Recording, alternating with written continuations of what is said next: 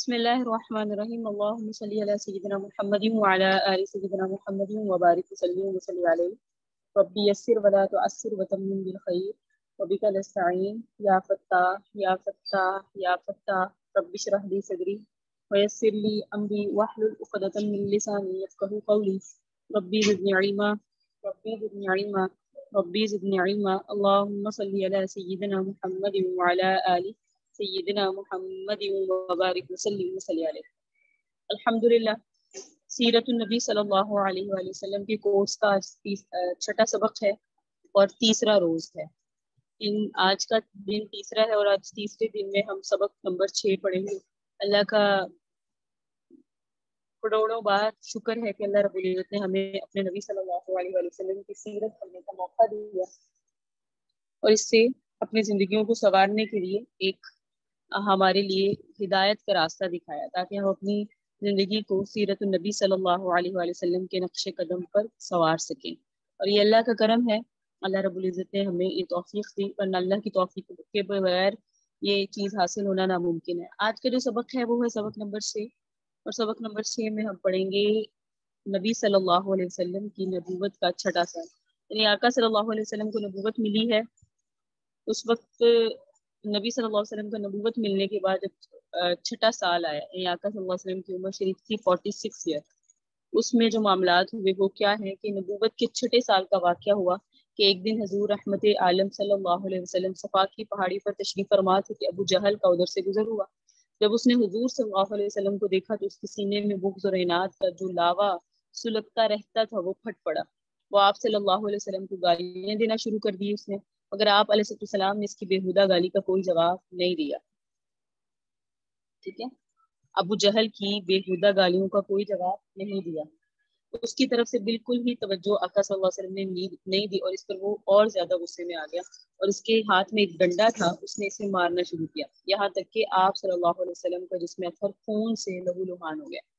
ایسا ظالم تھا کہ نبی علیہ السلام پر اس نے جب دیکھا کہ وہ زبان سے کچھ نہیں بول رہا تو جیسا انسان کا صبر ہوتا ہے، اللہ کی آزمائش بھی ویسی ہوتی ہے، اللہ تعالیٰ نے بھی آزمائش میں ڈالا کہ نبی علیہ السلام خاموش رہے۔ جب اس نے دیکھا کہ بات سے تو فرق نہیں پڑ رہا تو اس نے جو ہے نبی علیہ السلام کو مارنا شروع کیا، اور معاذ اللہ آقا صلی اللہ علیہ وسلم اتنا مارا کہ نبی علیہ السلام کا جسم اطہر خون سے لہو لہان ہو گیا، مگر آپ صبر کا دامن مضبوطی سے تھامے رہے اور اسے کوئی جواب نہیں دیا۔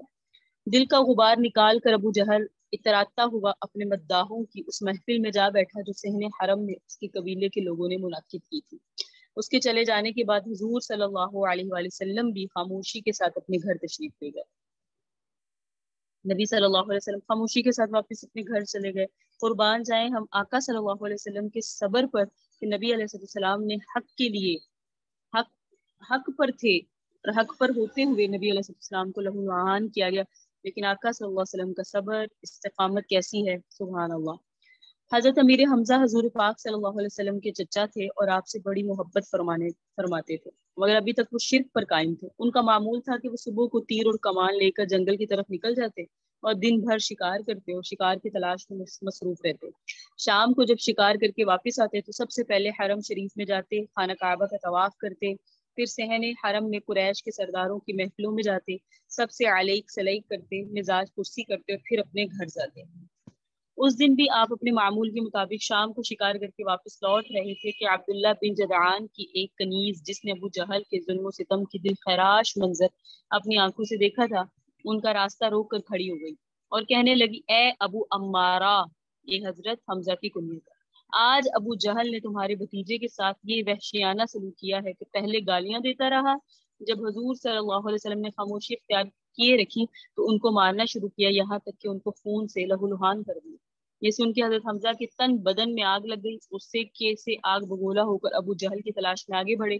آج ان کی کیفیت ہی نرالی تھی، نہ کسی سے خبر خیریت پوچھ رہے تھے، نہ کسی محفل میں کھڑے ہو کر کسی کو سلام کر رہے تھے، بس ابو جہل کی تلاش میں آگے بڑھتے چلے جا رہے تھے۔ آخر کار آپ کی نظر ابو جہل پر پڑی جو اپنے قبیلے کی محفل میں بڑی شان و شوکت کے ساتھ بیٹھا ہوا تھا، اس کے چاروں طرف لوگ سراپا ادب بن کے بیٹھے ہوئے تھے۔ حضرت حمزہ بڑے پہلوان، جنگجو اور عرب کے مشہور بہادروں میں شمار کیے جاتے تھے۔ آپ اس مجمع میں گھس گئے اور جاتے ہی ابو جہل کے سر پر اس زور سے کمان ماری کہ اس کا سر پھٹ گیا اور خون بہنے لگا۔ پھر آپ نے گرجتے ہوئے کہا اے ابو جہل تیری یہ مجال کہ تو میرے بھتیجے کو گالیاں دے، سن میں نے بھی ان کا دین قبول کر لیا، اگر تجھ میں ہمت ہے تو اور مجھے روک کر دیکھ۔ یہ تھی حضرت حمزہ رضی اللہ تعالیٰ عنہ کا واقعہ جو نبوت کے 6 سال میں پیش آیا۔ حضرت حمزہ رضی اللہ تعالیٰ عنہ بھی حضرت حمزہ رضی اللہ تعالیٰ عنہ نے بھی اسلام قبول کر لیا۔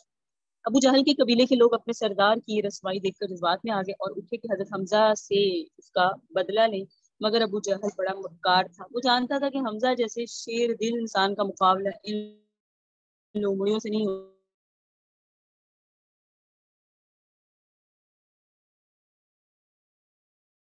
ہو سکے گا، خواہ مخواہ کئی لوگوں کی جانب یعنی حمزہ کو کچھ نہ بد کلامی کی ہے۔ والوں کا روپ ہوتا ہے، کبھی آپ دیکھیں اللہ والوں کی مجلسوں میں اللہ والوں کے پاس بیٹھے تو دل پر ایک روپ چھایا ہوتا ہے، اور یہی بات تھی کہ حضرت حمزہ کا روپ جو ہے ابو جہل پر آ گیا۔ رشتہ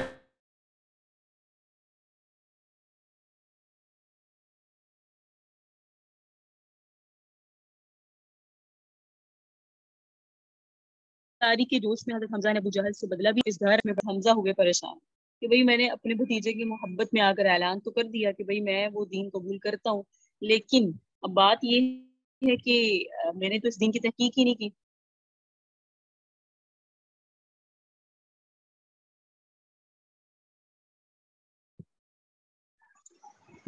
کہ ہوا یہ کہ حضرت حمزہ رضی اللہ تعالیٰ عنہ اسلام لے آئے، اب لیکن گھر میں آ کے پریشان ہوئے، غور و فکر ہی نہیں کی، ساری رات بڑے قلق اور اضطراب میں انہوں نے گزاری۔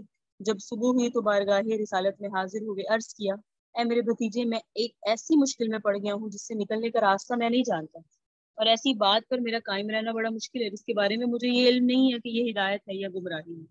اور یہی انداز ہوتا ہے، دیکھیں اپنے معاملے کے بارے میں تحقیق کرنا، غور و فکر کرنا، یہی انداز کو اپنایا۔ حضرت حمزہ نے کہا سمجھ نہیں آ رہا کہ جو میں نے عمل کیا ہے یہ میرے لیے اسلام لے آیا ہوں یہ ہدایت ہے یا میری گمراہی ہے، اس لیے مجھے اس کے بارے میں کچھ ارشاد فرمائیے، مجھے آپ بتائیے، اپنے بھتیجے سے کہہ رہا ہے، اور اس سلسلے میں مجھ سے کچھ گفتگو کیجیے۔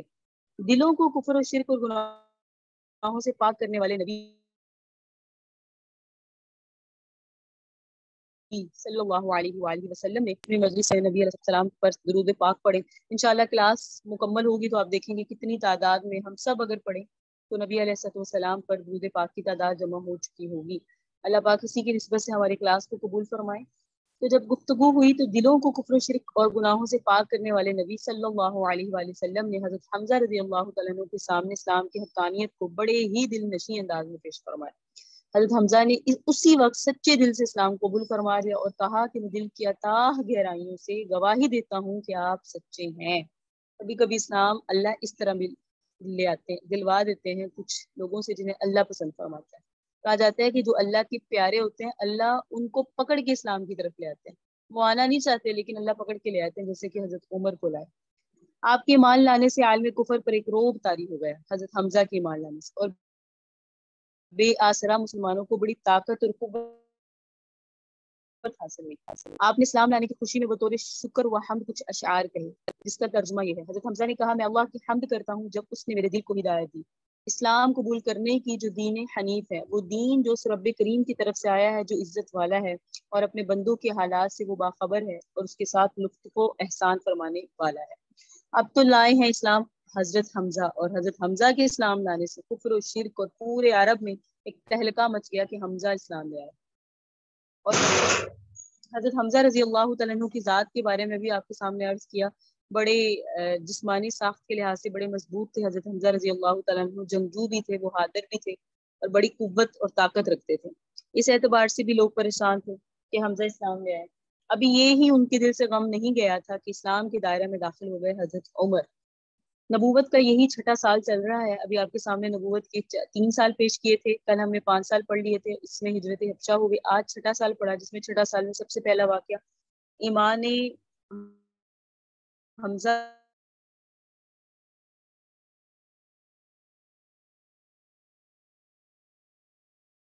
اور ایمان حضرت عمر کا ہے۔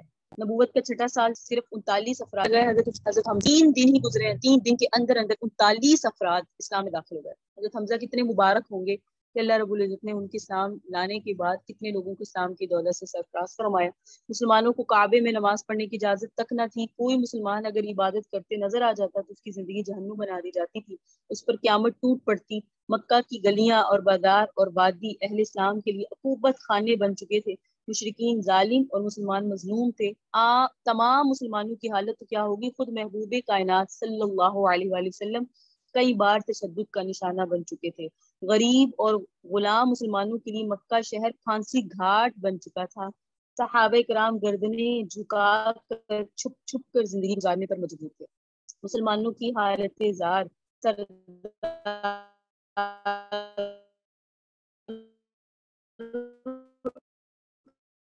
انبیاء صلی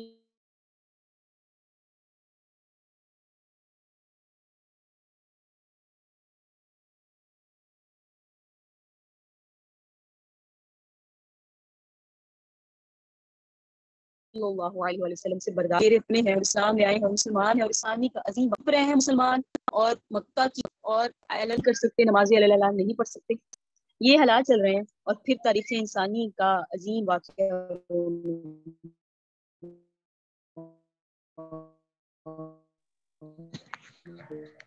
بچ جانا، آپ کی کیا آواز ہوا؟ نہیں آ رہی۔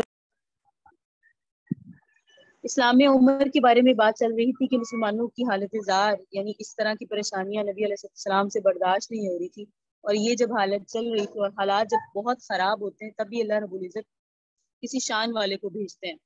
تو کیا ہوا کہ ذی الحج کا مہینہ تھا اور بدھ کا دن تھا، ذی الحج کا مہینہ تھا، بدھ کا دن تھا۔ سرور کائنات صلی اللہ علیہ وآلہ وسلم نے اپنے ساتھیوں کی بے بسی اور اہل مکہ کی بے حسی دیکھ کر برگاہ الہی میں دعا کے لیے ہاتھ اٹھائے۔ یہ نبی علیہ السلام کی دعا ہے عمر، اسی لیے انہیں کہا جاتا ہے مراد رسول صلی اللہ علیہ وسلم۔ دعا کے لیے ہاتھ اٹھائے، خدایا اسلام کو عمر بن ہشام یا عمر بن خطاب کے ذریعے تقویت عطا فرما، یہ دونوں میں سے جو بھی تجھے محبوب ہو اسے مشرف با اسلام فرما۔ اور پھر اگلے ہی دن قریش کی قبیلہ عادی کا طویل قامت، سرخ چہرہ، جنگجو، دلیر، بے باک، شجاع انسان گھر سے اس لیے نکلا کہ سرزمین عرب خدا کا پیغام سنانے والے کو تحقیق کرے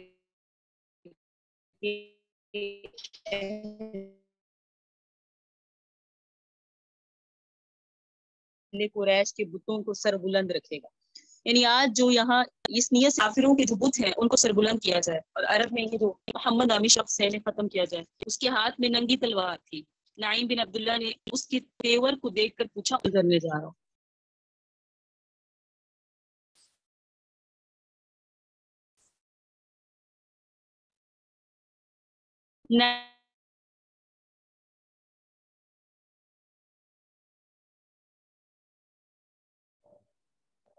السلام علیکم ورحمۃ اللہ۔ نعیم بن عبداللہ نے جب پوچھا کہ کہاں میں نے کہا محمد کو قتل کر سے بچ سکو گے، یعنی اگر ان کو قتل کرو گے تو پھر کیسے بچو گے؟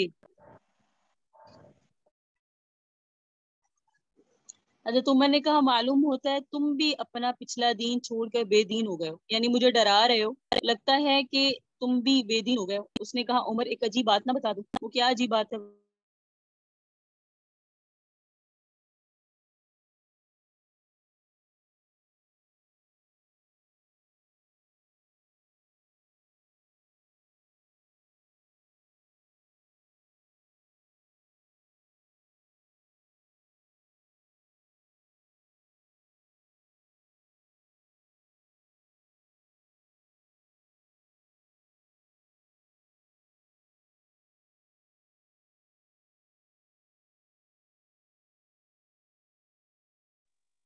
جی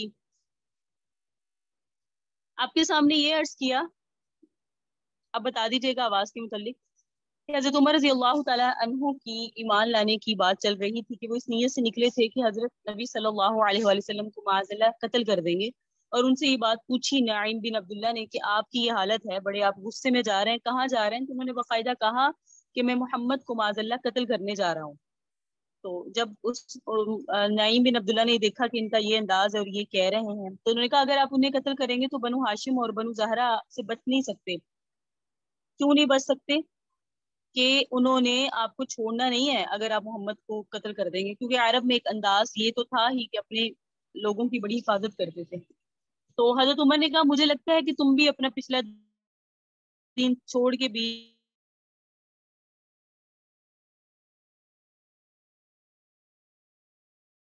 دین ہو گئے ہو کیونکہ تم مجھے روک رہے ہو، تمہاری بہن اور تم تو محمد کے پاس۔ یہ سن کے حضرت عمر غصے سے بے قابو ہو گئے، سیدھے بہن بہنوئی کا رخ کیا۔ وہاں انہیں حضرت حباب بن ارت رضی اللہ تعالیٰ عنہ سورہ طٰہٰ پر مشتمل ایک صحیفہ پڑھا رہے تھے، یعنی بہن کو اور بہنوئی کو حضرت حباب بن ارت پڑھا رہے تھے سورہ طٰہٰ کی آیات، اور قرآن پڑھانے کے لیے وہاں آنا جانا حضرت حباب کا معمول تھا۔ حضرت حباب جایا کرتے تھے حضرت عمر کی بہن کے گھر۔ جب حضرت حباب نے حضرت عمر کی آہٹ سنی تو گھر کے اندر چھپ گئے۔ حضرت عمر تو پھر حضرت عمر ہے نا۔ ادھر حضرت عمر کی بہن فاطمہ نے صحیفہ چھپا دیا کیونکہ عمر آ رہے ہیں، لیکن حضرت عمر گھر کے قریب پہنچ کے حضرت حباب کی قرات سن چکے تھے۔ چنانچہ پوچھا یہ کیسی دھیمی دھیمی سی آواز تھی جو تم لوگوں کے پاس میں نے سنی ہے؟ انہوں نے کہا کچھ بھی نہیں، بس ہم آپس میں باتیں کر رہے تھے۔ تو تمہیں نے کہا غالباً تم دونوں بے دین ہو چکے ہو۔ بہنوئی نے کہا اچھا عمر یہ بتاؤ اگر حق دین تمہارے دین کے بجائے کسی اور دین میں ہو تو؟ حضرت عمر کا اتنا سننا تھا کہ اپنے بہنوئی پہ چڑھ بیٹھے، انہیں بری طرح کچل دیا۔ ان کی بہن نے لپک کر انہیں اپنے شوہر سے الگ کیا تو بہن کو ایسا تھپڑ مارا کہ چہرہ خون آلود ہو گیا۔ بہن نے جوش غضب میں کہا عمر اگر تیرے دین کے بجائے دوسرا ہی دین برحق ہو تو میں شہادت دیتی ہوں لا الہ الا اللہ اشہد ان لا الہ الا اللہ اشہد ان محمد رسول اللہ۔ یہ سن کے حضرت عمر پر مایوسی کے بادل چھا گئے۔ انہیں اپنے بہن کے چہرے پر خون دیکھ کر شرم آئی، ندامت ہوئی۔ کہنے لگے اچھا یہ کتاب جو تمہارے پاس ہے ذرا مجھے بھی پڑھ کر سناؤ یا مجھے بھی پڑھنے دو۔ بہن نے کہا آپ کو نہیں پڑھنے دیں گے کیونکہ آپ ناپاک ہیں، اس کتاب کو صرف پاک لوگ چھو سکتے ہیں، اٹھیے غسل کیجیے۔ حضرت عمر نے اٹھ کر غسل کیا، پھر کتاب لی اور بسم اللہ الرحمن الرحیم پڑھی۔ کہنے لگے یہ تو بڑے پاکیزہ نام ہے، الرحمن الرحیم۔ اس کے بعد قرات کی، کہنے لگے یہ تو بڑا عمدہ اور بڑا محترم کلام ہے، مجھے محمد کا پتہ بتاؤ۔ سبحان اللہ، اللہ تعالیٰ کیسے ان کے دلوں پہ غلاف نہیں ہوتے، اس لیے صرف قرآن کی کچھ آیات ہی ان کے دلوں پر اثر کر دیتی۔ ہمارے گھروں میں قرآن ہے، ہم اہل ایمان ہے، اہل اسلام ہے، اہل قرآن ہے، لیکن ہم پر صبح و شام کی راتیں قرآن اثر نہیں کرتی۔ صرف کچھ آیات پڑھی اور صرف تسمیہ پڑھی اور حضرت عمر مسلمان ہو گئے۔ حضرت حباب حضرت عمر کی ان کے اندر سے باہر آ گئے، کہنے لگے عمر خوش ہو جاؤ، مجھے امید ہے رسول اللہ نے جمعرات کی رات تمہارے متعلق جو دعا کی تھی کہ اے اللہ عمر بن خطاب یا ابو جہل کے ذریعے اسلام کو قوت پہنچا، یہ وہی دعا کا اثر ہے کہ آج عمر مسلمان ہوا۔ اس وقت رسول اللہ صلی اللہ علیہ وسلم کوہ صفا کے پاس والے مکان میں تشریف فرما ہے۔ یہ سن کر حضرت عمر نے اپنی تلوار حمائل کی اور اس گھر کے پاس آ کر دروازے پر دستک دی۔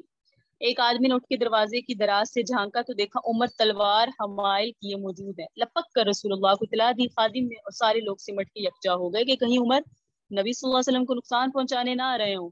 تو نبی علیہ السلام کے ارد گرد جمع ہو گئے تاکہ آقا صلی اللہ علیہ وآلہ وسلم کی حفاظت کرے۔ حضرت حمزہ رضی اللہ تعالیٰ عنہ نے پوچھا کیا بات ہے؟ لوگوں نے کہا عمر ہے۔ حضرت حمزہ نے کہا بس عمر ہے، دروازہ کھول دو، اگر وہ خیر کی نیت سے آیا ہے تو اسے ہم خیر عطا کریں گے، اور اگر برا ارادہ کر کے آیا ہے تو ہم اسی کی تلوار سے اس کا کام تمام کر دیں گے، کیونکہ ادھر بھی حمزہ تھے، حضرت حمزہ میں بھی بڑی جرت تھی۔ ادھر رسول اللہ صلی اللہ علیہ وسلم اندر تشریف فرما ہے، آپ صلی اللہ علیہ وسلم پر وحی نازل ہو رہی ہے، وحی نازل ہو چکی۔ حضرت عمر کے پاس حضرت عمر کے پاس نبی علیہ السلام تشریف لائے، میں ان سے ملاقات ہوئی۔ آپ نے ان کے کپڑے تلوار کا آپ صلی اللہ علیہ وآلہ وسلم نے ان کے کپڑے اور تلوار کا سرا سمیٹ کے پکڑ لیا اور سختی سے جھٹکتے ہوئے فرمایا عمر کیا تم اس وقت تک باز نہیں آؤ گے جب تک اللہ تعالیٰ تم پر بھی ویسی ہی ذلت اور رسوائی اور عبرتناک سزا نازل نہ فرمائے جیسے ولید بن مغیرہ پہ نازل فرما چکی ہیں؟ یا اللہ یہ عمر بن خطاب ہے، یا اللہ اسلام کو عمر بن خطاب کے ذریعے قوت اور عزت عطا فرما۔ آپ کی اس ارشاد کے بعد حضرت عمر نے خلقہ بگوش اسلام ہوتے کہا اشہد ان لا الہ الا اللہ واشہد ان محمد عبدہ ورسولہ۔ یہ سن کے گھر کے اندر موجود صحابہ نے اس زور سے تکبیر کہی کہ مسجد حرام والوں کو سنائی پڑی۔ معلوم ہوا کہ حضرت عمر کی زور آوری کا حال یہ تھا کہ لوگ ان سے مقابلے کی جرت نہیں کرتے تھے، اس لیے ان کے مسلمان ہو جانے سے مشرکین میں کہرام مچ گیا اور انہیں بڑی ذلت اور رسوائی محسوس ہوئی۔ دوسری طرف ان کے اسلام لانے سے مسلمانوں کو بڑی عزت ملی، شرف ملا، اعزاز ملا، بہت مسرت ہوئی اور بہت شادمانی ہوئی، کیونکہ نعرے لگ گئے کہ آج عمر اسلام لے آیا۔ تو یہ ہوا 6 نبوی کا واقعہ، یعنی 6 نبوی یعنی نبی علیہ السلام کو جب نبوت ملی تو اس کا 5واں اور چھٹے سال میں 2 اہم واقعات ہوئے، عمر کا اسلام لانا اور حمزہ کا اسلام لانا۔ 7 نبوی جسے کہتے ہیں شعب ابی طالب، آواز ٹھیک ہے تو مجھے چیٹ میں بتا دیجیے گا۔ شعب ابی طالب، شعب کے لغوی معنی ہے پہاڑ، ہم نے بڑا نام سنا ہے شعب ابی طالب، تو ہمیں معلوم بھی ہونا چاہیے شعب سے کیا مراد ہے۔ لغوی اعتبار سے مطلب ہے پہاڑ، پہاڑ کے اندر جو شغاف ہوتا ہے نا اسے شعب کہا جاتا ہے، اور کبھی کبھی 2 پہاڑوں کی درمیانی جگہ کو بھی شعب کہتے ہیں، ٹھیک ہے۔ تو یہ جگہ حضرت عبد المطلب کی ملکیت میں تھی اور ان کے بیٹوں کے درمیان تقسیم ہوئی تھی۔ حضرت عبداللہ کے حصے کو رسول اللہ صلی اللہ علیہ وسلم کو دیا گیا، یعنی عبد المطلب کے جو بیٹے تھے ان بیٹوں میں عبداللہ کا بھی حصہ تھا، اور عبداللہ کی جب انتقال ہو چکا تھا تو وہ حصہ دے دیا گیا رسول اللہ کو۔ تو یہ شیب ابی طالب ایک جگہ تھی۔ اعلان نبوت کے 7ویں سال 7 نبوی میں کفار مکہ نے جب دیکھا کہ روز بروز مسلمانوں کی تعداد بڑھتی جا رہی ہے اور حضرت حمزہ اور حضرت عمر جیسے بہادران قریش بھی دامن اسلام میں آ گئے، تو غیظ و غضب میں یہ لوگ آپے سے باہر ہو گئے، اور تمام سرداران قریش اور مکہ کے دوسرے کفار نے یہ سکیم بنائی کہ حضور اور آپ کے خاندان کا مکمل بائیکاٹ کر دیا جائے اور ان لوگوں کو کسی تنگ و تاریک جگہ میں محصور کر کے ان کا دانا پانی بند کر دیا جائے تاکہ یہ لوگ مکمل طور پر تباہ ہو جائیں، برباد ہو جائیں۔ اب دیکھیں دین اسلام کے لیے ان لوگوں نے کیا کی ہیں، تکالیف اس طرح برداشت کی ہیں۔ چنانچہ اس خوفناک تجویز کے مطابق تمام قبائل قریش نے آپس میں معاہدہ کیا کہ جب تک بنی ہاشم کے خاندان والے حضور صلی اللہ علیہ وسلم کو قتل کے لیے ہمارے حوالے نہیں کریں گے، کوئی شخص بنو ہاشم کے خاندان سے شادی بیاہ نہیں کرے گا، کوئی شخص بنو ہاشم کے ساتھ کسی قسم کے سامان کی خرید و فروخت نہیں کرے گا، کوئی شخص ان لوگوں کے ساتھ میل جول سلام کلام ملاقات اور بات نہیں کرے گا، کوئی شخص ان لوگوں کے پاس کھانے پینے کا کوئی سامان نہیں پہنچائے گا۔ یہ 4 چیزیں ہوئی۔ بنو ہاشم کے ساتھ مکمل بائیکاٹ، نہ شادی بیاہ، نہ خرید و فروخت، نہ ملاقات بات، نہ کوئی سامان لے جانا، نہ کھانے پینے کی کوئی چیزیں دینا۔ اس معاہدے کو جو لکھا، یہ جو ایگریمنٹ ہوا، اسے لکھا منصور بن اکرمہ نے، ان کا نام ہے منصور بن اکرمہ، اور تمام سرداران قریش نے اس پر دستخط کر کے اس دستاویز کو کعبہ کے اندر ابریزاں کر دیا۔ ابریزاں سے مراد لٹکا دیا۔ ابو طالب مجبوراً حضور اقدس اور دوسرے تمام خاندان والوں کو لے کر پہاڑ کی گھاٹی میں جس کا نام شعب ابی طالب تھا پناہ گزیر ہو گئے، اور گئے کون ہے؟ ابو طالب، کیونکہ ابو طالب تو پھر نبی علیہ السلام کے ساتھ کھڑے تھے، انہیں تکلیف ہوتی تھی، آقا کو جس عمل سے تکلیف ہوتی تھی۔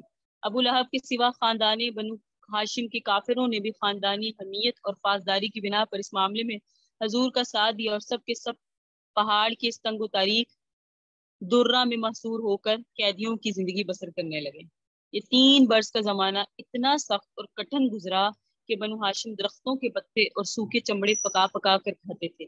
ان کے بچے بھوک پیاس کی شدت سے تڑپ تڑپ کر دن رات رویا کرتے تھے۔ سنگدل اور ظالم کافروں نے ہر طرف سے پہرا بٹھا دیا تھا کہ کہیں سے گھاٹی کے اندر دانا پانی نہ جانے پائے۔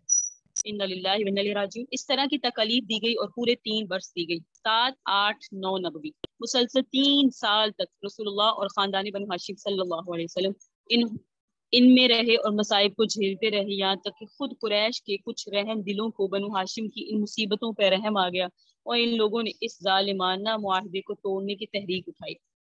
چنانچہ کون تھے لوگ؟ ہشام بن عامر، زہیر بن ابی امیہ، مطعم بن عدی، ابو البختری، زمعہ بن اسود، یہ سب مل کر ایک ساتھ حرم کعبہ گئے، اور زہیر نے جو عبد المطلب کے نواسے تھے کفار قریش کو مخاطب کر کر اپنی پرجوش تقریر میں یہ کہا، کیا کہا؟ عبد المطلب کے نواسے نے، جن کا نام کیا ہے؟ زہیر بن ابو امیہ، انہوں نے کہا اے لوگو، یہ کہاں کا انصاف ہے کہ ہم لوگ تو آرام سے زندگی بسر کر رہے ہیں اور خاندان بنو ہاشم کے بچے بھوک پیاس سے بے قرار ہو کر بلبلا رہے ہیں۔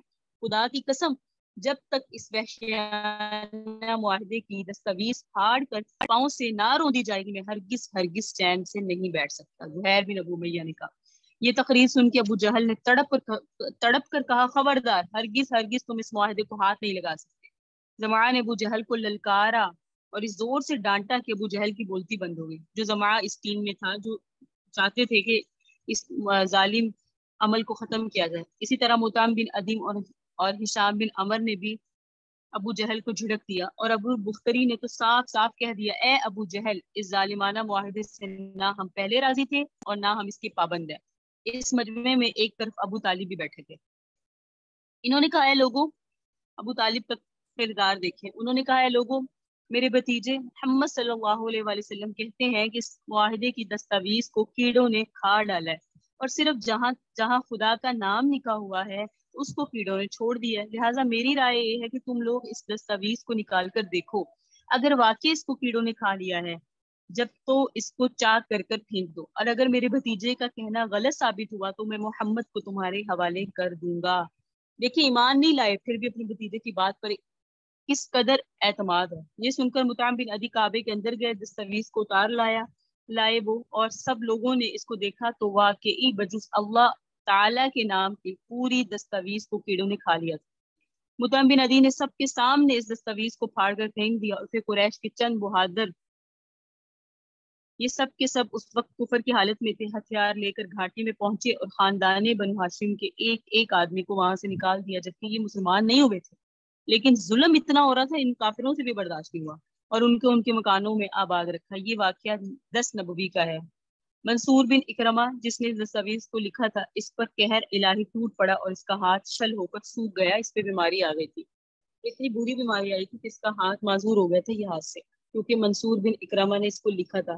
آپ سوچیں کہ جو ایک آدمی ایک تحریر کو لکھ رہا ہے اور اس تحریر کا مقصد نبی علیہ السلام اور آقا کے خاندان کو تکلیف پہنچانا ہے، وہ اس سے ہاتھ سے تکلیف پہنچا نہیں رہا، لیکن اس دستاویز کو لکھ رہا ہے، اس منصوبہ کو لکھ رہا ہے جس سے تکلیف پہنچے گی۔ اللہ نے اس شخص کو، اس کے ہاتھ کو عبرت کا نشان بنا دیا۔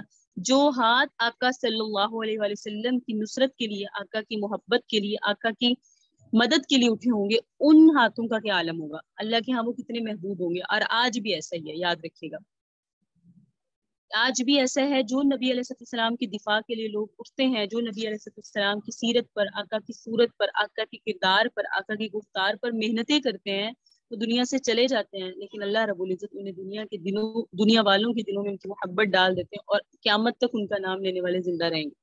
اور یہ اللہ کا اصول ہے، قل ان کنتم تحبون اللہ فاتبعونی یحببکم اللہ، نبی سے محبت کرو، اللہ محبت کریں گے، اور جس سے اللہ محبت کریں گے اس کا چرچا اللہ زندہ رکھتے ہیں۔ تو بڑا شارٹ کٹ راستہ ہے اللہ کو راضی کرنے کا بھی اور جنت تک پہنچنے کا بھی۔ منصور بن اکرمہ نے صرف تحریر لکھی ہے، لیکن اللہ نے اس کو عبرت کا نشان بنا دیا۔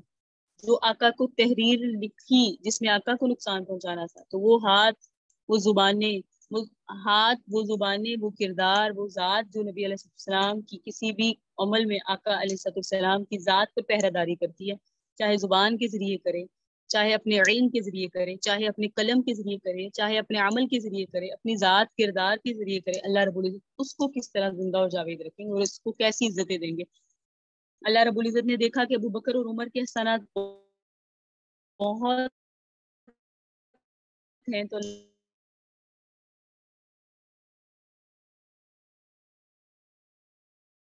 رب العزت نے انہیں اپنے حبیب صلی اللہ علیہ وسلم، سیدنا صدیق اکبر رضی اللہ عنہ نبی صلی اللہ علیہ وسلم میں لے جانا، دروازے کے باہر میری میت رکھ دینا اور کہنا کہ آپ سے ابو بکر اجازت چاہتے ہیں کہ انہیں آپ کے حجرے میں دفن کیا جائے، اگر دروازہ کھلا تو مجھے اندر لے جانا، دروازہ نہ کھلا تو مجھے واپس لوٹا دینا۔ اس پر گواہ حضرت علی ہیں۔ حضرت علی فرماتے ہیں حضرت ابو بکر صدیق کا جب انتقال ہوا، انہیں حجرہ رسول پر لایا گیا، ان کی میت رکھی گئی سامنے، اجازت طلب کی گئی۔ حضرت علی نے فرمایا، یا رسول اللہ، یہ ابو بکر ہیں اور ان کی وصیت تھی کہ ان کو آپ کے دروازے پر روکا جائے، اگر دروازہ کھلا تو انہیں اندر لے جایا جائے، دروازہ نہ کھلے تو انہیں جنت البقیع میں دفن کر دیا جائے۔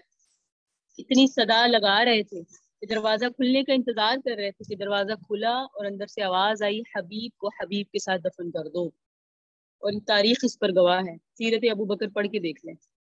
اس سے یہ معلوم ہوتا ہے کہ جو حضرات اپنی زندگیوں کو آقا صلی اللہ علیہ وسلم کی زندگی میں محو کر دیتے ہیں، جن کا اوڑھنا بچھونا آقا کی ذات، جن کی باتیں آقا کے لیے، جن کے کام آقا کے لیے، آقا کے دین کے لیے، دین کو پھیلانے کے لیے، تو اللہ رب العزت ان سے پھر کام بھی لیتے ہیں اور ان کو عزتیں بھی دیتے ہیں۔ بہرحال تو یہ ہوا 10 نبوی تک واقعہ شیب ابی طالب۔ مجھے میسج میں بتائیے گا کہ سب کے پاس آواز ٹھیک آ رہی ہے۔ آگے ہم پڑھتے ہیں معجزہ شق القمر۔ شق القمر کہتے ہیں، شق کا مطلب پھٹ جانا، شاک ہو جانا۔ جناب رسول اللہ صلی اللہ علیہ وسلم کے پاس مشرکوں کا ایک گروہ آیا، ٹھیک ہے جی، ایک گروہ آیا نبی علیہ السلام کے پاس، مشرک تھے جن میں ولید بن مغیرہ تھا اور ابو جہل تھا، عاص بن وائل تھا، عاص بن ہشام تھا، اسود بن عبد المطلب تھا، نذر بن حارث تھا، ایسے لوگ تھے۔ انہوں نے آقا صلی اللہ علیہ وسلم سے کہا کہ اگر آپ واقعی سچے ہیں تو اپنی سچائی کے ثبوت میں چاند 2 ٹکڑے کر کے دکھائیں۔ اس طرح اس کا ایک ٹکڑا قبیس کی پہاڑی پر اور دوسرا کئی کعان پر، یہ 2 پہاڑیوں کا نام تھا شہروں کی طرف، قبیس اور کئی کعان۔ اچھا جی، اب مطالبہ بھی کر رہے ہیں، ایسا تو نہیں ہوتا نا کہ چاند شک ہو جائے، چاند کے 2 ٹکڑے ہو جائیں۔ چلو چاند کے 2 ٹکڑے ہو جائیں اتنا بھی کافی تھا، لیکن کیا کہہ رہے ہیں، ایک چلا جائے قبیس پہاڑی پر اور ایک چلا جائے کائی کعان پہاڑی پر۔ نبی علیہ السلام نے پوچھا اگر ایسا ہو گیا تو کیا تم لوگ ایمان لے آؤ گے؟ کہنے لگے ہاں۔ وہ رات 14ویں تھی، 14ویں کی رات تھی، چاند آسمان پر پورے آب اور تاب کے ساتھ جگمگا رہا تھا۔ نبی صلی اللہ علیہ وسلم نے اللہ تعالیٰ سے دعا کی، کہا یا اللہ ان مشرکوں کا سوال پورا فرما دیجئے۔ پھر آپ صلی اللہ علیہ وسلم نے انگلی سے اشارہ کیا تو چاند اسی طرح 2 ٹکڑے ہو گیا جس طرح کافروں نے کہا تھا۔ نبی علیہ السلام نے فرمایا اے ابو سلمہ اور ارکم اس پر گواہ رہو۔ تاریخ میں آتا ہے، اور اگر میں ایک آرٹیکل پڑھ رہی تھی کہ سائنٹیفک لحاظ سے سائنس نے تحقیق کی ہے اور تحقیق کے بعد اب بھی چاند کے اندر وہ لائن ہے جہاں سے ظاہر ہوتا ہے کہ چاند شک ہوا ہے، چاند کے 2 ٹکڑے ہوئے ہیں، اور یہ نبی علیہ السلام کا معجزہ ہے، اور نبی علیہ السلام نے ان کافروں کو دکھایا۔ ایمان کی بات ہے، جسے اللہ رب العزت ایمان کی توفیق دے دیں، وہ بغیر دیکھے آقا کی بات سن کر ہی مسلمان ہو جاتے ہیں، اور جن پر ایمان کی توفیق نہ، ایمان لانا جن کی قسمت میں نہ لکھا ہوا، ایسے بڑے بڑے معجزات دیکھ کر بھی ایمان نہیں لاتے۔ تو بہرحال نبی علیہ السلام نے موزہ دکھا دیے۔ چاند کی کیا بات ہے، آقا تو بچپن میں جب چھوٹے تھے تو آقا صلی اللہ علیہ وسلم اسی چاند کو اپنی انگلی کے اشارے سے کبھی دائیں تو کبھی بائیں کیا کرتے تھے۔ حلیمہ سعدیہ فرماتی ہیں آقا کا کھلونا چاند ہوا کرتا تھا۔ یہ کوئی انہوں نے بڑا مطالبہ، چاہے بڑا مطالبہ کیا، لیکن ان کی عقل تو قبول نہیں کر رہی تھی کہ چاند کے 2 ٹکڑے ہو سکتے ہیں۔ ان کی عقلوں میں پردے تھے، دماغوں پہ، دلوں پہ پردے تھے، انہیں معلوم ہی نہیں ہے کہ جو نبی، جن کے نبی کا بچپن کا کھلونا ہی چاند ہو، وہ کیسے نہیں اس کو دائیں سے بائیں کر سکتے،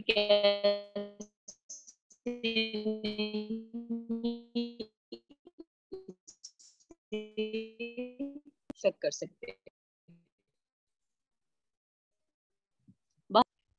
شکی کمر کا واقعہ پیش آیا، اور یہ اب چل رہا کے سامنے آیا، شیب ابی طالب بھی مکمل ہوگا اور ساری چیزیں۔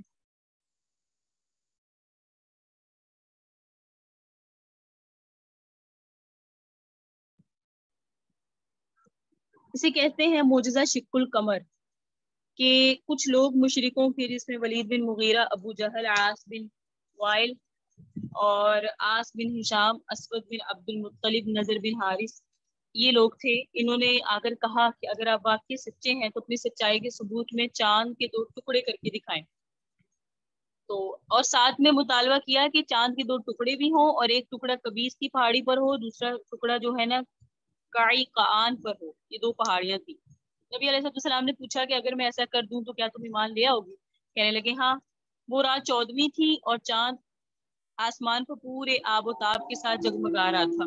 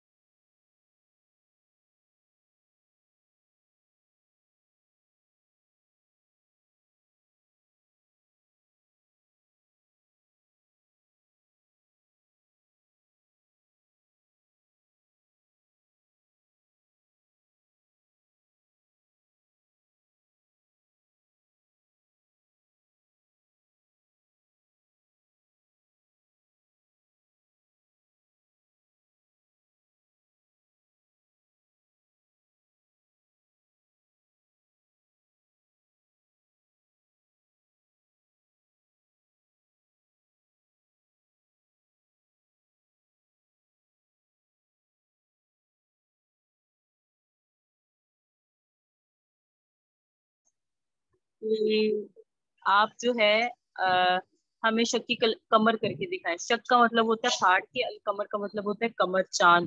یعنی اس کے 2 ٹکڑے کر کے دکھائیں. اور ساتھ میں انہوں نے کہا ایک ٹکڑا جائے قبیس کی پہاڑی پر اور ایک ٹکڑا جائے کائی کان پر.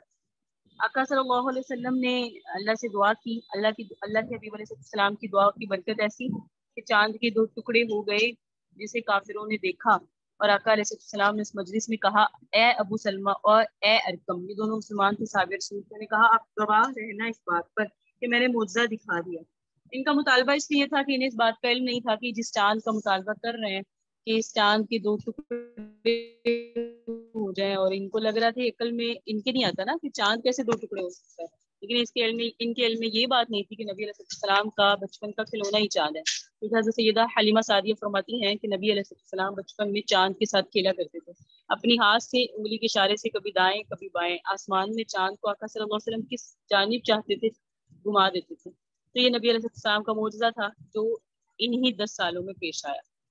یہ 10 سال نبوت کے 10 سال مکمل ہو گئے. اگر اس کا ایک دفعہ میں آپ کے سامنے دہراؤں مختصراً تو آپ دیکھیے ابتدائی حالات میں ہم نے پڑھی تھی آقا کا نسب، قریش اور ہاشم کے متعلق، غار حرا، عبد المطلب، اصحاب فیل کا واقعہ، حضرت عبداللہ کا تعارف، نبی علیہ السلام کے والدین کے ایمان کا مسئلہ، برکات نبوت کا ظہور اور ایمان کسرا. اعلان نبوت سے پہلے پڑھا ہم نے پیدائش اور نشوما جو نبی علیہ السلام کی ہوئی، ملک شام کا جو آقا صلی اللہ علیہ وسلم نے سفر کیا، سیدہ خدیجہ سے نکاح ہوا، اور نبوت کے بعد تنہائی کا موقع جو تنہائی میں آقا صلی اللہ علیہ وسلم کیا کیا کرتے تھے. تیسرے سبق میں ہم نے پڑھا خاموش دعوت کی حکمت عملی، استقامت آقا کی، صبر آقا صلی اللہ علیہ وسلم کا، اخلاق، تصادم سے گریز کرتے تھے، دعوت و تبلیغ کا تسلسل آقا نے نہیں توڑا. کھلی دعوت کے سلسلے میں ہم نے پڑھا بداروں میں جب تبلیغ کا حکم آیا اور کھلی دعوت کا جب دوسرا حکم آیا کہ آپ مشرکین کی طرف سے دھیان نہ کیجیے، عارض علی المشرکین. اور حجاج کو روکنے کے لیے جو مجلس شورا ہوئی جس میں ولید بن مغیرہ نے مشورہ دیا کہ تم کہہ دو کہ محمد معاذ اللہ جو ہے یہ قرآن شاعر ہے، یہ شاعر ہے اور یہ شعر و شاعری ہے قرآن کے الفاظ. اور پھر اسلام قبول کرنے والوں پر جو ظلموں سے کم ہوا. آگے ہم نے پڑھا ہجرت حبشہ. ہجرت حبشہ بھی ہوئی اور ہجرت حبشہ میں جو مسلمان ہجرت کر کے گئے ان کے متعلق ہم نے پڑھا. یہ سارے معاملات ہوئے 5 ہجری تک، اور پھر 6 ہجری میں عمر کا اسلام لانا، حمزہ کا اسلام لانا. 7 سے 10 تک پھر شیب ابی طالب کا مسئلہ رہا. 8 9 10 یہ 3 سال ایسے رہے جس میں شیب ابی طالب ہوا یعنی بائیکاٹ کیا گیا. پھر اس کے بعد ہم نے پڑھا 10 ہجری میں ہوا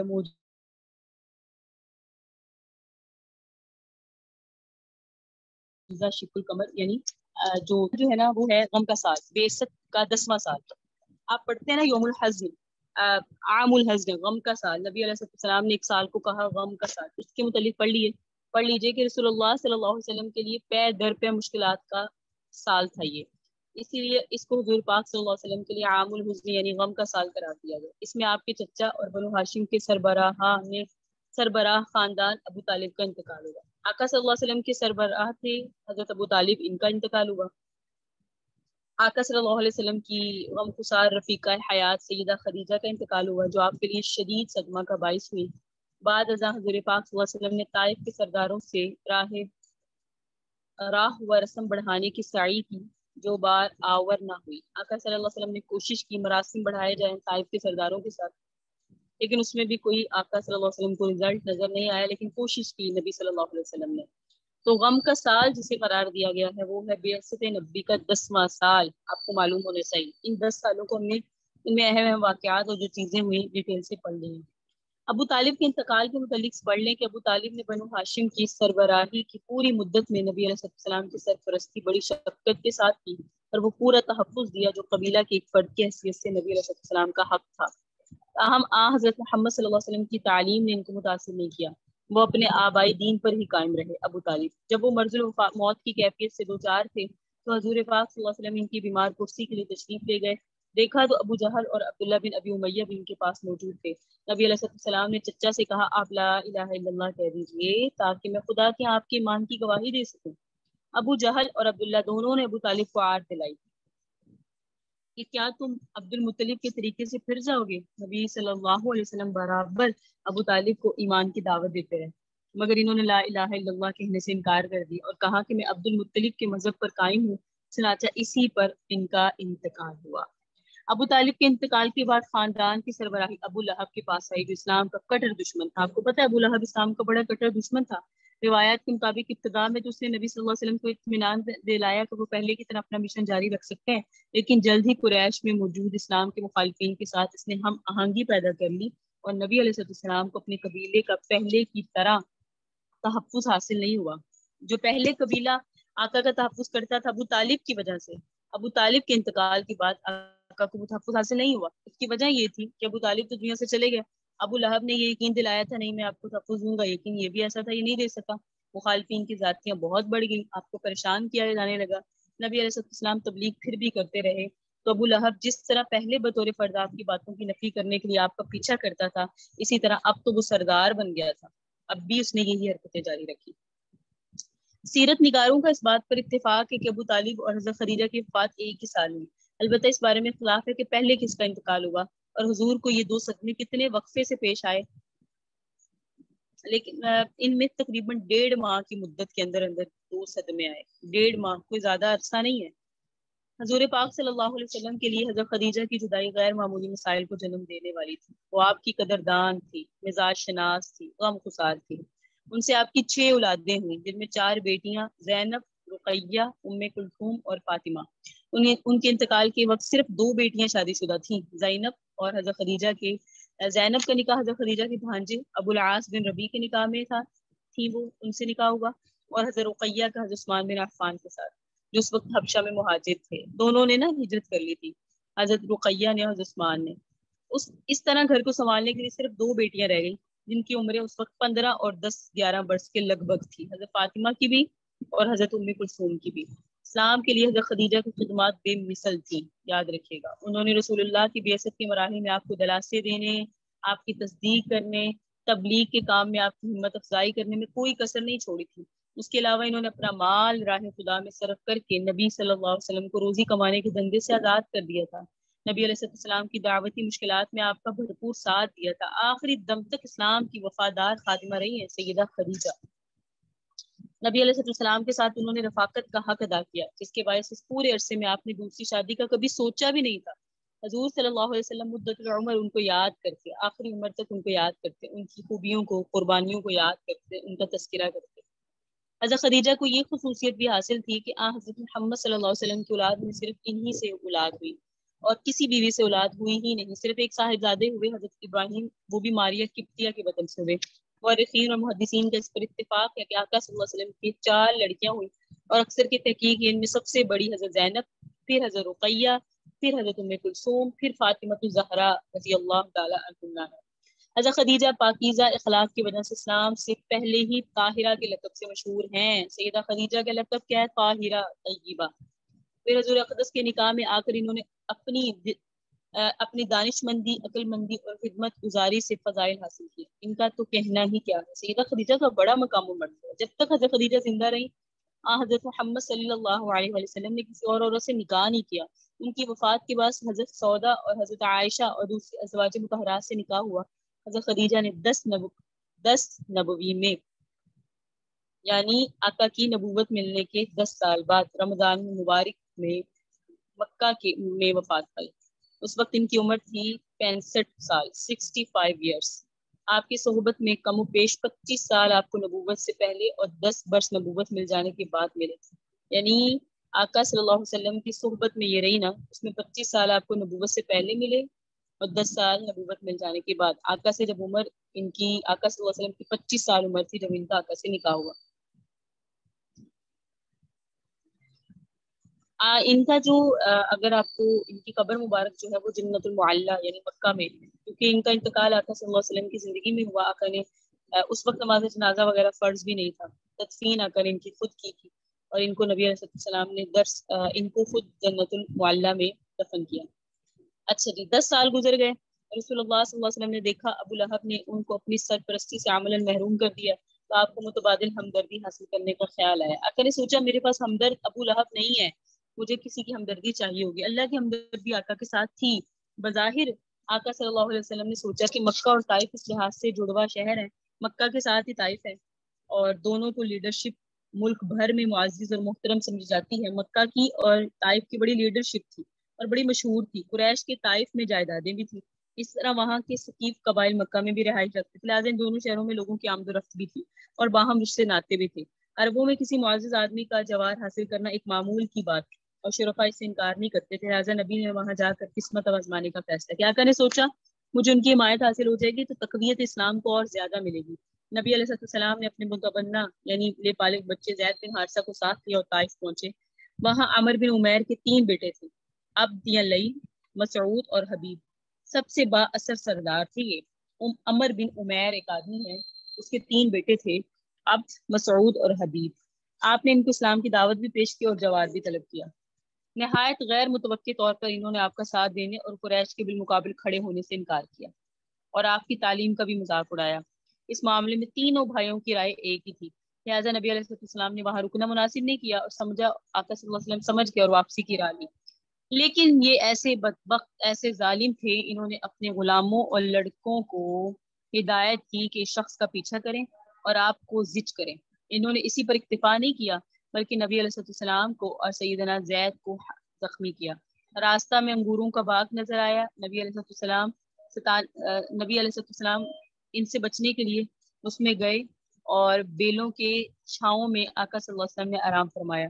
یہ باغ مکہ کے سردار عتبہ اور شیبہ کا تھا۔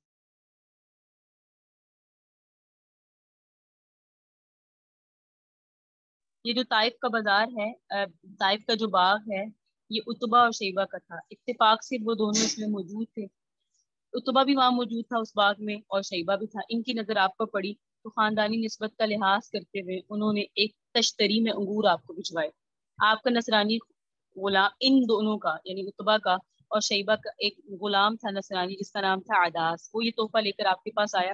آپ نے بسم اللہ پڑھ کر انگور کھانے شروع کیے تو غلام چونکا۔ وہ جو غلام آیا تھا نا عداس، جب آقا نے صلی اللہ علیہ وسلم نے پڑھا نا بسم اللہ الرحمن الرحیم، تو یہ جو غلام آیا تھا نا عداس، تو اسے بڑا حیران ہوئی۔ اس نے کہا یہ جو ہمارا شہر ہے نا طائف، وہاں کے لوگ تو یہ کلمات نہیں ادا کرتے۔ نبی علیہ السلام کو عداس سے دلچسپی پیدا ہوئی، اس کا تعارف چاہا۔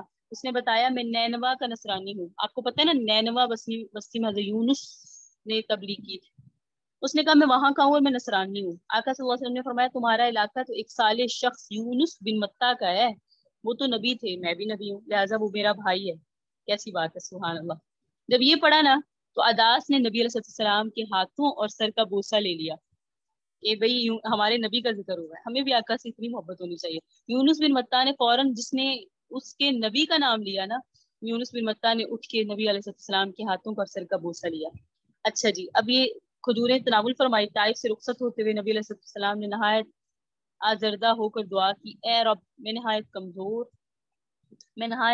ہوں، اللہ میرے وسائل کم اور میرے ہیلے کمزور ہیں، تو کمزوروں کا مالک ہے، تیرے سوا میرا بھروسہ کسی پر نہیں، تو ہی نصرت فرما۔ روایت میں آتا ہے فرشتے نے حاضر ہو کر اجازت چاہی کہ میں اس بستی کو 2 پہاڑوں کے بیچ میں کچل دوں، لیکن آپ نے منع فرمایا کہ میں اللہ سے امید رکھتا ہوں وہ انہی ظالموں کی نسل سے ایسے لوگ پیدا کرے گا جو صرف اس ذات وحدہ لا شریک لہ کی عبادت کریں گے اور اس کے ساتھ کسی کو شریک نہیں کریں گے۔ مکہ کو واپس ہوتے ہوئے آپ نے نخلا کے مقام پر قیام فرمایا۔ قریشی لیڈر سہیل بن عمر کا جوار حاصل کرنے کے لیے اس کے پاس پیغام بھیجا۔ جوار کا مطلب ہوتا ہے پناہ۔ اس نے کہا بنو عامر بن لوبی اور بنو کعب بن لوبی کو پناہ نہیں دے سکتا، یعنی آپ کے خاندان کو پناہ نہیں دے سکتا۔ اس کے بعد آپ نے مطعم بن عدی جس کا تعلق بنو عبد مناف سے تھا اس کے پاس پیغام بھیجا، اس نے قبول کیا اور کہلا بھیجا میری پناہ میں تشریف لے آئیں، یعنی میں آپ کو پناہ دیتا ہوں، آپ آئیں۔ پناہ کا مطلب ہوتا ہے کوئی لیڈر، کوئی سردار پناہ دے دیتے، کوئی ان پر جارحانہ حملہ نہیں کر سکتے۔ آپ نے مطعم کے ہاں شب بسر کی اور صبح کو وہ اپنے بیٹوں کے جلو میں آپ کو مسجد حرام میں لے گیا، یعنی اپنے بیٹوں کی حفاظت میں آقا کو بھیجا کہ ان کو مسجد حرام تک چھوڑ کے آئیں، اور اعلان کیا محمد کو اب میری امان حاصل ہے، کوئی ان کو زچ نہیں کر سکتا، کسی طرح کا کوئی نقصان نہیں پہنچا سکتا۔ یہ سارے معاملات ہو رہے ہیں کہ حضرت خدیجہ کا انتقال ہو گیا، ابو لہب کی سرپرستی حاصل نہیں تھی، تو نبی علیہ السلام نے طائف کی جو ہے وہ حمایت چاہی، لیکن طائف سے آقا صلی اللہ علیہ وسلم اس طرح مایوس ہوئے۔ ان پہ در پہ مشکلات اور دعوت دین کے مقابلے میں کفار کے مایوس کن رویے سے حضور صلی اللہ علیہ وسلم کو جو پریشانی لاحق ہوتی، اس کے مداوع کے لیے ہدایات آپ کو ساتھ ساتھ دی جاتی تھی۔ تاکہ آپ کو سکون اور اطمینان کی دولت میسر ہو۔ ایسا نہیں ہے کہ نبی علیہ السلام کو چھوڑ دیا جاتا تھا، اللہ کا تعلق تھا براہ راست۔ طائف سے مایوس لوٹنے پر آپ کو جنات کی قرآن سے اثر پذیری کا واقعہ سنایا گیا۔ یہ واقعہ طائف سے واپسی پر نخلا میں نے بھی آپ کے سامنے عرض کیا نا، نبی علیہ السلام نے نخلا میں قیام کیا تھا، نخلا میں یہ واقعہ پیش آیا۔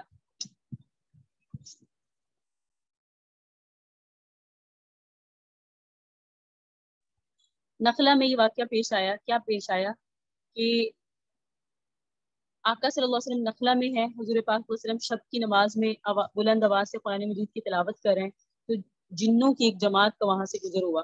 قرآن کی تلاوت سن کر وہ رک گئے اور نہایت غور سے اس کو سننے لگے۔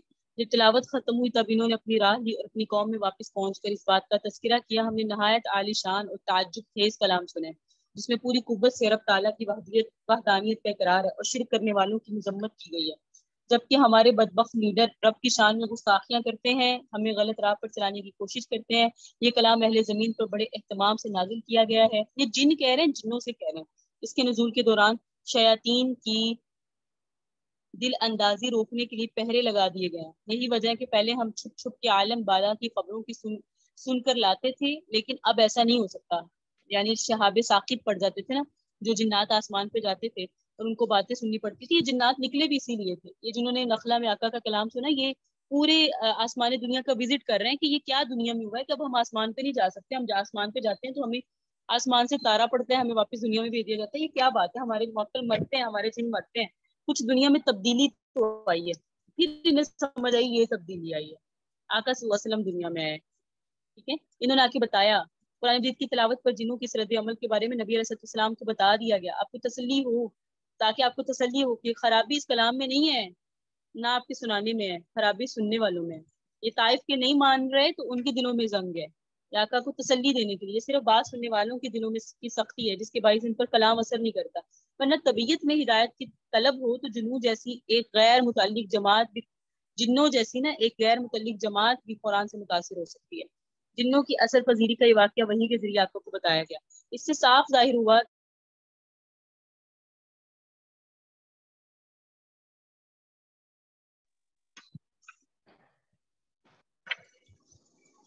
اس سے پتہ چلتا ہے کہ جنوں سے نہ آقا کی ملاقات ہوئی، نہ ان کو قرآن میں اپنے عقیدے توحید کی تائید نظر آئی، تو اس پر ایمان لائے اور اپنی قوم کو بھی اس کی دعوت دی، صرف اس لیے کہ جنات صاحب ایمان تھے، ٹھیک ہے۔ تو یہ ایمان لے آئے اور انہوں نے اپنی قوم کو بھی دعوت دی۔ یوں تو شروع ہی سے مشکلات کا مقابلہ نبی علیہ السلام نے صبر کے ساتھ، استقامت کے ساتھ اور کثرت نماز کی تلقین کے ساتھ کیا۔ نبی علیہ السلام نے صبر کا، استقامت کا اور کثرت نماز کا تعلق نہیں چھوڑا۔ آپ اس پر بھرپور عمل بھی کر رہے تھے، لیکن نئے حالات میں جب قریش ہی نہیں بلکہ بنو ہاشم کی طرف سے بھی آپ پر زیادہ سختی شروع ہو گئی، ابو طالب چلے گئے، خدیجہ ہے نہیں، تو جب بہت سختی ہوئی نا تو آپ پر روزانہ کی 5 فرض نمازوں کے علاوہ ایک چھٹی نماز تہجد بھی واجب کر دی گئی۔ آقا صلی اللہ علیہ وسلم پر واجب کر دی گئی، اب آپ نے تہجد بھی پڑھنی ہے، اور فجر میں قرآن کی تلاوت میں اضافہ کی ہدایت دی گئی، کیونکہ یہ وقت ایسا ہوتا ہے جب طبیعت حشاش بشاش ہوتی ہے اور زبان سے ادا ہونے والے کلمات دل کی گہرائیوں میں اتر کے اس کو متاثر کرتے ہیں۔ تو آپ کو فرمایا گیا آپ نے اس وقت میں اٹھنا ہے، لیکن تمام پر عمل شروع کیا، کیونکہ نبی علیہ السلام اور آپ کے تمام صحابہ ایک جیسے حالات میں زندگی گزار رہے تھے، سب کے مسائل ایک ہی جیسے تھے، تو صرف آقا نے اس کو واجب نہیں سمجھا، سب نے سمجھا ہم پر بھی واجب ہے، اگرچہ صرف آقا پر واجب تھی، اور سب اٹھ کے عبادت میں مشغول ہو گئے۔ یہ چل رہے ہیں واقعات سیدہ خدیجہ ابو طالب کے انتقال کے بعد 10 نبوی کے واقعات، جس میں یہ چیزیں تھیں جو میں نے ابھی آپ کے سامنے عرض کی۔ یہی آج سبق کا مکمل کرتے ہیں انشاءاللہ۔ کل کے سبق میں سفر معراج پڑھیں گے اور بہت دلچسپ سبق ہونے والا ہے وہ انشاءاللہ۔ اور آج جو ہمارے ٹوٹل سبق ہو گئے وہ تقریباً کل 7 ہو گئے، انشاءاللہ کل ہم پڑھیں گے سبق نمبر 8۔ اور آپ نے یاد رکھنے ہیں یہ واقعات کہ نبوت ملنے کے 3 سال تک کیا معاملات ہوئے، جیسے شیب ابی طالب پڑھا، ہم نے ہجرت حبشہ پڑھا، پہلی ہجرت پڑھا، دوسری ہجرت پڑھا، حضرت عمر کے اسلام لانے کا ہجری کون سی تھی، عیسوی بولتے ہیں اسے یہاں نبوت، یعنی دیکھیں آقا صلی اللہ علیہ وسلم سے تشریف آوری سے پہلے چلا کرتی تھی عیسویاں، یعنی عیسوی دور۔ جب نبی علیہ السلام کا دنیا میں تشریف آوری ہوئی، آقا نے ہجرت کی، تو یہ جو کیلنڈر کو پورا ترتیب دیا گیا حضرت عمر کے دور میں دیا گیا، انہوں نے فرمایا اب ہجری چلا جائے گی، جیسے اب ہم 1400 ہجری کہتے ہیں نا، ہم 1400 ہجری میں چل رہے ہیں، تو یہ ہجری چلنے کا جو تعلق ہے یہ ہے آقا صلی اللہ علیہ وسلم کی ہجرت کرنے سے. اور نبوت جو آقا صلی اللہ علیہ وسلم کی نبوت ملنے کے بعد کے معاملات، اسے کہتے ہیں بعثت کا 13واں سال، بعثت کا 10واں سال. جیسے ہم نے پڑھا بعثت کے 10ویں سال سیدہ خدیجہ کا انتقال ہوا، سیدنا حضرت ابو طالب کا انتقال ہوا، تو وہ بعثت بھی بولتے ہیں. یعنی بعثت کا مطلب ہے جب آقا کی نبوت کا اعلان ہو گیا. نبی تو آقا تب ہی تھے جب حضرت آدم بھی دنیا میں تشریف نہیں لائے، لیکن جب دنیا میں آئے تو نبوت 40 سال ملتی ہے. یہ اللہ کا اصول ہے، 40 سال کے بعد نبوت کا اظہار کرتا ہے ہر نبی. تو نبی علیہ السلام کے ساتھ بھی یہی معاملہ ہوا. بہرحال یہیں تک سبق کو مکمل کرتے ہیں. اللہ رب العزت نبی صلی اللہ علیہ وسلم کی سیرت سے سبق حاصل کرنے کی توفیق عطا فرمائے. ھذا هو المرام واللہ اعلم بحقیقت الکلام. کل کی طرح مجھے نوٹس بورڈ میں یعنی چیٹ میں بتائیں کہ سبق سے کیا سمجھ آیا. آج کے سبق سے کوئی ایک سبق کا، آج کے سبق کا آپ کا عمل جو آپ کو سمجھ آیا کہ ہمیں زندگی میں یہ لانا ہے. سیرت کا پیغام کیا ہے آج کے سبق میں؟ سیرت النبی صلی اللہ علیہ وسلم کا پیغام، چاہے وہ دور عمر کے اسلام لانے سے ہو یا حمزہ کے اسلام لانے سے ہو، چاہے وہ طائف میں آقا کا صبر و استقامت ہو یا دین کے لیے تکلیفیں برداشت کرنا ہو، چاہے وہ شیب ابی طالب ہو. اس کے متعلق آپ مجھے بتائیں کہ ہمارا سیرت النبی کا آج پیغام کیا ہے. ہم نے آج سیرت النبی کے درس سے کیا سیکھا؟ ماشاءاللہ. توکل علی اللہ، استقامت، بارک اللہ. اور بڑی بات ہے سفر طائف میں جو نبی علیہ السلام کا اللہ پر توکل تھا، بے واقعی ہی اس میں کوئی شک نہیں ہے. نبی علیہ السلام نے جذباتیت کا اظہار نہیں کیا، بلکہ کہا رشتہ آ رہے ہیں، کھڑے ہیں، طاقت ہے، فرما رہے ہیں، آپ حکم کریں ابھی دونوں کو ملا دیا جائے. لیکن نبی علیہ السلام نے کیا فرمایا؟ انہی میں سے اللہ کا نام لینے والے کھڑے ہیں.